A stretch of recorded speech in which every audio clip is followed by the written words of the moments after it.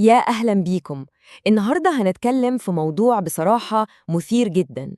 إزاي الأساطير وقصص الرعب اللي بنسمعها عنها اللي ليها أصل في الحقيقة بتتحول لأفلام بتوقف القلب. إحنا هنمشي مع بعض خطوة بخطوة، من مجرد فكرة بسيطة لحد ما نوصل لسيناريو مرعب كامل. طيب، خلينا ندخل في الموضوع على طول. السؤال اللي بيلف في دماغ ناس كتير وهو المحور بتاعنا النهاردة: إزاي يعني أسطورة حقيقية، قصة بتتحكي عن بيت مسكون مثلا، إزاي دي ممكن تتحول لفيلم رعب يخلي الواحد يتلصم في كرسي وهو بيتفرج؟ الرحلة دي رحلة تحويل الأسطورة الفيلم، بتمر بأربع مراحل رئيسية. هنبدأ بالشرارة اللي هي مرحلة البحث، بعدين ندخل الورشة عشان ننظم مصادرنا، ومنها للمخطط اللي هنرسم فيه خريطة الرعب بتاعتنا، وفي الآخر خالص هنشوف النتيجة، قصة تخطف الأنفاس بجد. يلا بينا نبدأ بأول وأهم مرحلة في رحلتنا: الشرارة. شوفوا، زي أي نار كبيرة، كل قصة رعب فعلا بتخوف بتبدأ من شرارة صغيرة. الشرارة هنا هي إيه بقى؟ هي البحث. البحث عن مصدر إلهام حقيقي قوي يدي للقصة أساس واقعي يخليها تتصدق.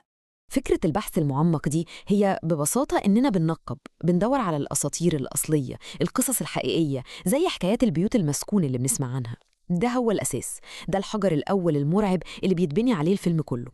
وهنا بقى النقطة المهمة: الهدف مش بس إننا نلاقي قصة وخلاص، لأ، الهدف إننا نكتشف تفاصيل غنية وأصلية تخلي الرعب ده ليه جذور في الواقع. لأن لما المشاهد بيحس إن اللي بيشوفه ده إيه ده ممكن يكون حصل بجد، هنا بالظبط الرعب بيوصل لأعلى مستوى ليه. طيب خلاص، لقينا الشرارة بتاعتنا وجمعنا كل التفاصيل المرعبة دي من الواقع. إيه بقى الخطوة اللي جاية؟ دلوقتي بننتقل للمرحلة التانية، الورشة. وهنا بقى بنشمر إيدينا ونبدأ الشغل العملي بجد. بنجمع كل المواد اللي لقيناها دي ونبدأ نبني بيها أساس المشروع.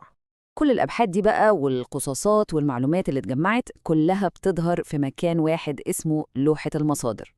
ممكن نتخيلها كده زي مكتب المخرج الديجيتال، يعني المكان الأساسي اللي فيه كل حاجة، كل أدوات الشغل. والشغل هنا بيكون منظم قوي. يعني أول حاجة بنستنى نتائج البحث تظهر. تاني خطوة بنعمل استيراد أو import للمصادر المهمة دي عشان نضيفها رسمي للمشروع. والخطوة التالتة ودي الأهم بقى، هي إن المؤلف يضيف النص بتاعه هو. طيب ليه بقى خطوة إضافة النص الخاص دي مهمة قوي كده؟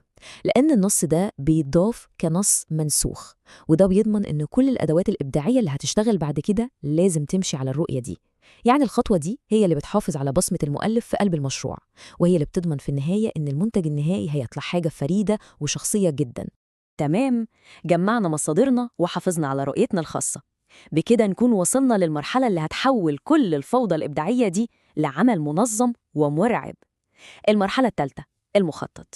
هنا بقى حرفياً هنرسم الخريطة اللي هيمشي عليها الخوف لحظة بلحظة جوه القصة.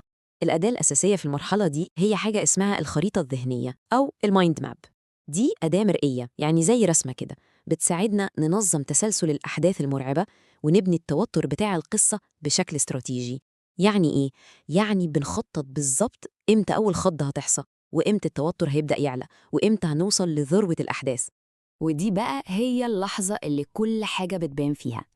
هنا البحث الخام اللي عملناه بيتحول لمنحنى سردي منظم ومخيف.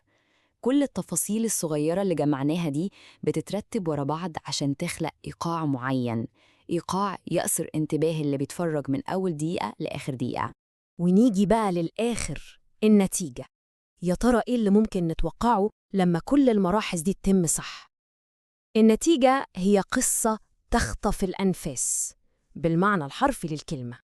المصدر الأصلي اللي اعتمدنا عليه في شرحنا ده بيقول جملة بصراحة جملة قوية جدا. بيقول إن النتيجة النهائية بتكون عمل هيخلي المشاهد يحبس أنفاسه لمدة 7 دقايق كاملة. 7 دقايق، متخيلين الإحساس ده عامل إزاي؟